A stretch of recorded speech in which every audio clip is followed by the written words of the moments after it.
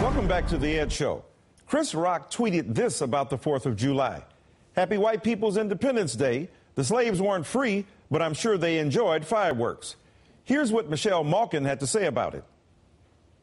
All the people of color around the world who want to get into this country, I think that's who Chris Rock needs to talk to. Not that we whitewash our history, but yesterday was a day to celebrate the opportunity, the freedom, the uniqueness and exceptionalism of our country. And these people in Hollywood refuse to see it, even though they're the greatest beneficiaries. Curious case of hour from Miss Malkin. What Chris Rock alluded to is hardly new. In 1852, Frederick Douglass gave a speech, The Meaning of July 4th for the Negro. At the outset, he praised the fathers of the Republic. They were statesmen, patriots, and heroes. And for the good they did and the principles they contended for, I will unite with you to honor their memory. But later in the same speech, he addressed the reality of his time. I say it with a sad sense of the disparity between us. I am not included within the pale of this glorious anniversary. Your high independence only reveals the immeasurable distance between us.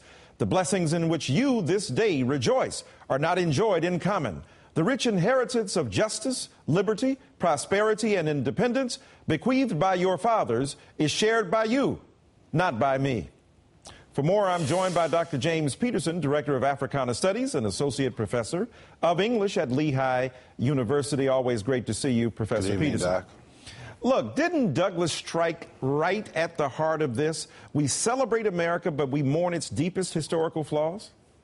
Yeah, this speech you're citing from Douglas is one of the classic speeches in American history. I would encourage viewers to read it to better appreciate the irony that Chris Rock is getting at in the tweet. You know, this is why we love Twitter, too, because these kind of concentrated, pithy remarks can be sort of realized about very, very deep issues. In this case, the irony of black folks celebrating Independence Day. It's not that we don't celebrate it, it's that we have to also commemorate the fact that our ancestors had to transcend violence and brutality and oppression for years in order to even begin to tap into what folk call the American dream. Well, perhaps from the sublime of Douglas to the ridiculous of Herman Cain, here's former Republican candidate Cain on the Chris Rock tweet. I think it was Chris Rock who made fun of the fact, well, it might be Independence Day, but the slaves weren't free then. But look at it this way.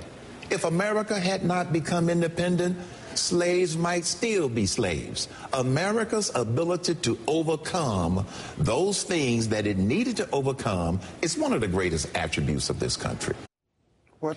Doesn't this miss the point? I mean, first of all, it's not as if when they became free, that is the nation from European hegemony, that it all of a sudden freed the slaves. Help us understand, Professor Peterson. It's idiotic. Mr. Cain is misunderstanding history. Obviously, black folk fought in every war that this country fought in and was instrumental in every war that this country fought in. But he's mixing apples and oranges here. The bottom line here is that black folk in this country have a set of experiences that are distinct, a history that is distinct. And look, if you look at any measure, even right now, if you look at incarceration rates, if you look at access to health care, if you look at access to good education, if you look at police brutality, if you look at bias in the criminal justice system, look at the death penalty, look at any of these issues, you will see that racially we still have challenges in this country. What Chris Rock's tweet does is reveal the irony of the American dream for black folk, and I stand by it. I think it's a very, very powerful statement that he made. Well, let's take a listen to a little bit of what he's done in his stand-up act.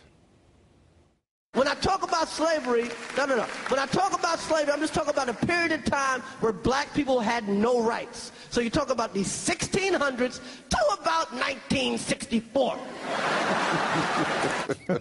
Yeah, that timeline is pretty crushing. Rock has never shied away from this subject, so we shouldn't be, expected to, on this Independence Day, to do it either. Give us in 30 seconds what you think the down low is here. Well, listen, the thing is also people are leaving out the most important part. The punchline of the tweet is that slaves experienced fireworks, right? So he's making an irony about the kind of violence that black folk have experienced in this community. Chris Rock is always abrasive, but he's always sharp, smart, and intellectual, and people need to let a comedian be who he is. No doubt about that. Dr. James Peterson, ain't no humor in what you're saying, but a lot of insight. Thank you so much, my friend. Thank you.